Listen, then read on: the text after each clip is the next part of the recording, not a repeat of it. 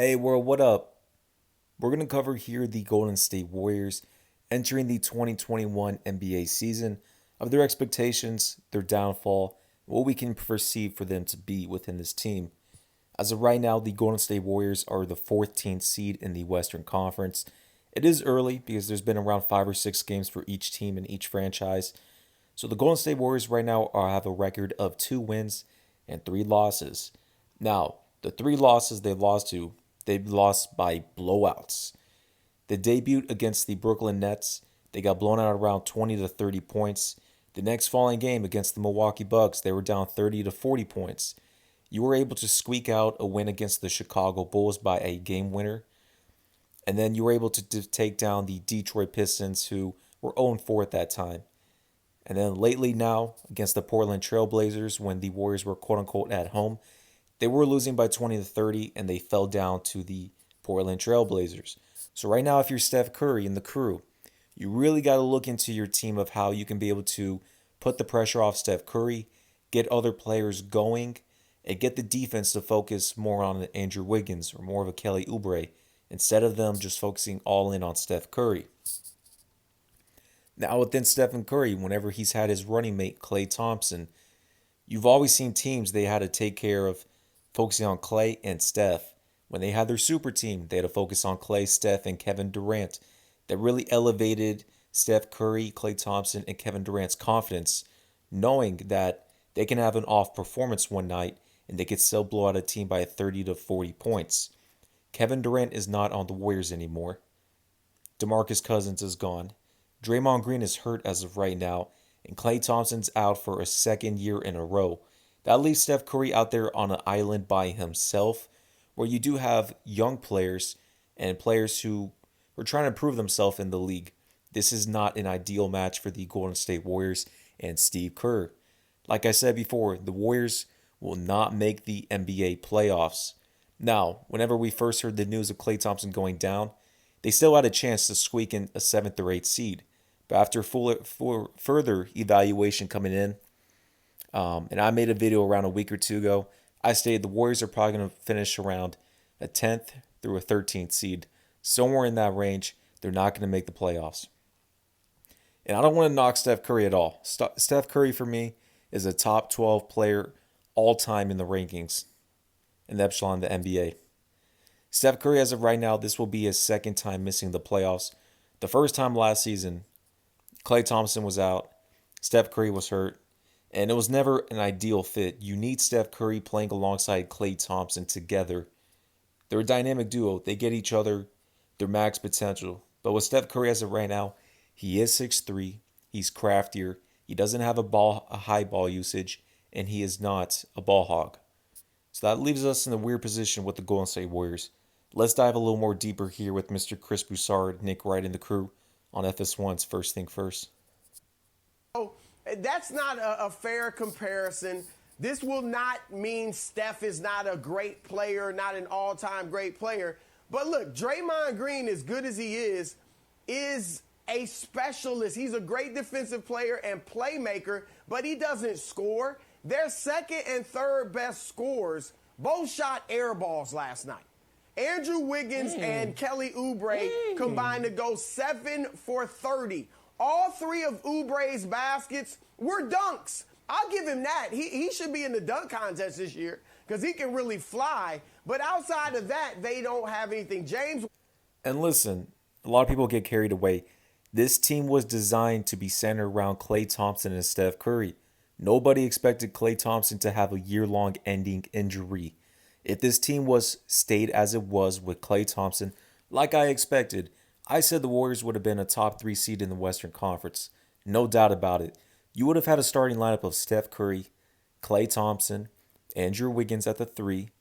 They would have not had Kelly Oubre because Klay went down. So again, Steph, Klay, Wiggins, Draymond Green, and James Wiseman. And you had somewhat of a nice bench. It's not nice. Actually, let me backtrack. It's not a nice bench, but it's okay. It's okay. That team would have been able to get you into the playoffs easily, and one of the top teams, home court in the playoffs. And what I mean by that is, if you have Klay and Steph together, they're going to go out there, they're going to do their thing, they fuel off one each other, and they'll get going. The pressure will be less on them. They'll have more of a swag, more of a confidence like they did in 2015. Andrew Wiggins in that role would have played that Harrison Barnes role. And whenever he would play in the second unit in the second quarter, when Steph and Klay are out or one of them, he can play more of that mid-range game, ISO, what he likes to do. But if you put him as a starting lineup, he would have resembled a Harrison Barnes type role. And James Wiseman would have just cleaned up the glass, done his thing. But since Klay Thompson is out, a top three player, a top three best shooter of all time is out of the league for one season in a row, that messes up the whole rotation. That messes up the whole roles. That messes up the whole offense for the Golden State Warriors, which is a huge blow. Weissman, shout out to him. Great pick. That'll pay dividends next year. But Steph doesn't have help. And look, for your all-time list, Nick, Isaiah Thomas had Kelly Tripucka, I don't know if you were watching basketball back then, but Kelly Tripucka could ball. He was a two-time All-Star and a straight-up scorer. Then he got Adrian Dantley and Joe Dumars. So he didn't make the playoffs with no help. Allen Iverson missed the playoffs one year, averaging 33 and 7, or 33 and 8 in his prime. AI was hurt that year. He did it again. He did it again. He played 72 games. He was hurt the one year, but then the next year they missed it again. And it's different. People are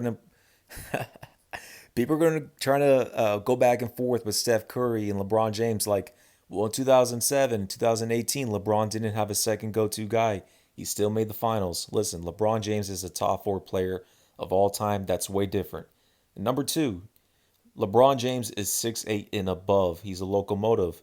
Stephen Curry is a point guard. He is 6'3". He is craftier, a little skinnier. Steph Curry's not going to lead you to the finals by himself. That's a huge comparison. Or actually, that's a huge difference. Do not try to resemble that whatsoever. Steph Curry is fine if he misses the playoffs. Once again, Steph Curry will still be a top 12 player in the league all-time rankings. He will. And I resemble more of Steph Curry and Isaiah Thomas. I like how Mr. Broussard brought that up. Isaiah Thomas and Steph Curry, for me on my list of all times, I have Steph Curry at number 12 all time. And at 13, I do have Isaiah Thomas. They're very close neck and neck. Because even though Isaiah has 2 finals wins, 1 finals MVP, and Curry has 3 finals wins and 0 finals MVPs, he did have Kevin Durant a couple of those times.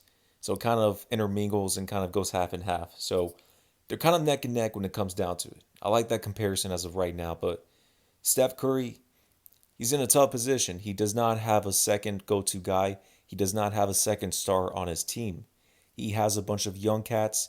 And with Draymond Green, Draymond's not a scorer. He's not that type at all. So you're in a weird position. You don't have Steph Curry, the right team with you since Klay is out. And I'm not going to knock Steph Curry on that. I already know how Steph Curry plays. I know the system he goes into.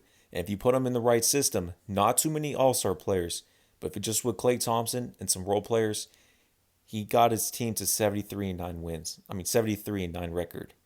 Steph Curry is electric. He knows what he's doing. But right now, there's not the right pieces. And I'm not going to bug him off that. Because with Damian Lillard, if he doesn't have CJ McCollum in a whole season, he probably is fighting for an 8th seed, if anything. You could say the same thing with Bradley Beal. He didn't have John Wall. He didn't even make the playoffs. So if you're looking at all these all-time great players, Steph Curry is still number 12 all time. And he still has a bright future coming ahead. So he played 72 games and they missed it. But Steph's in a different tier than Iverson. He's supposed to be. I got him as the third. He is.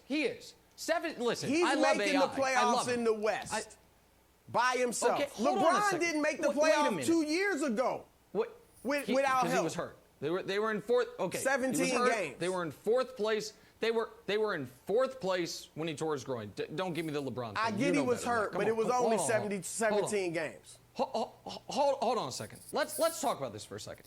Yeah, but those LA Lakers were out of the playoffs whenever LeBron James was hurt. I'm not going to go too much into this, but the Lakers pretty much in those 17 games, I believe they lost around 13 of 14 of them. They were horrific. Because the Warriors look terrible, look awful. And forget all-time rankings and all of this. We know in the NBA, a singularly all-time great player is not supposed to miss the playoffs. Now, you don't always go on a playoff run. Kevin Garnett had to leave Minnesota. Why? Because they kept losing in round one, not because they kept missing the playoffs. Kobe, when Shaq left, they missed it one year, and they couldn't. I don't know if you're talking about Garnett or Kobe. Garnett at the end, after they went on the playoff run at the end, then they did miss it, and then he went to Boston. Kobe missed it the 1 year, and then they got knocked out in the first round twice. Take his contemporaries. Russell Westbrook. Oh, he's always had great teammates. No, he hasn't. And he drugged them to the playoffs the first year Durant was gone, and the year Durant was hurt. Let me say this real quick. Steph Curry plays in a team system. LeBron James, James Harden, and Russell Westbrook, those are impact players that have a high ball usage. Not saying they're ball hogs, but I kind of am, but not. They have a high ball usage, a high ego. They have a huge impact to where if they played their own system, the LeBron James system, the James Harden system, the Russell Westbrook system, they can take your team into the playoffs. And Harden can take you a little further, and then LeBron James can take you to the finals. But we've always stated with those three, they've had some bad losses in the playoffs, let alone in the finals. But if you're like Steph Curry, you play in a team system, he doesn't have the ball in his hands for 20 seconds and chucks up bad shots. Steph Curry tries to play in a system together with his coach. And within Steph right now, he does not have Klay Thompson. I'm not going to knock Steph Curry on that. And if Steph Curry if he wanted to this season, if he wanted to be a ball hog, average 40 a night, and squeak him to a 7th, 6th seed, somewhere in that range, it's not worth it. It's not worth it to do it. You do have young players on your team like James Wiseman, Andrew Wiggins, Kelly Oubre. You need to develop them, if anything. And Steph Curry understands he has a high IQ. He knows how to be a leader. He's not going to torment his game and for the franchise for the betterment of this. He understands what's going on. All year, they won 45 games and missed the playoffs out on a tiebreaker to New Orleans. James Harden has never missed the playoffs. And that, to me, is more the story, Brandon. It's that we have heard, and I get the Steph hive. I understand it. And again, I think he's the 13th best player the last 50 years. But we have heard Number 12. Heard them say, oh my God, if Steph had Russ's usage rate, if Steph had Harden's usage rate, well, if he doesn't, they have no shot this year. And I'm concerned he can't do it. That he's not built for their usage rate, that he's not built to carry an under-talented team. And again, he is great. And that's not a fault on Steph Curry. That is not. However you look at it, that's why when you have Allen Iverson, James Harden, LeBron James try to do it their way, they're not going to have a lot of success down the run. Steph Curry understands what's going on. And what I'm saying by this, listen, Steph Curry, again, if he wanted to, he could put up 40 a night easy, have a high ball usage, and try to squeak him into the playoffs. Number one, do I think that's going to last throughout the whole season? I do not. Steph Curry is 6'3". He's not going to be able to handle this. You understand why? Because within these games, he does not have enough offense within his team to make this happen. They're going to triple team him. They're going to double team him. It won't work within that. Steph Curry plays within that team system. He needs that second go-to guy. That's just where it's been for him. That's what he needs. At what he is, but now they're asking him to be something slightly different, and I don't know that he can do it. All right, well, speaking of guys who might want to leave, let's talk some James Harden. New report has the Raptors. All right, well, I'm going to end it on here.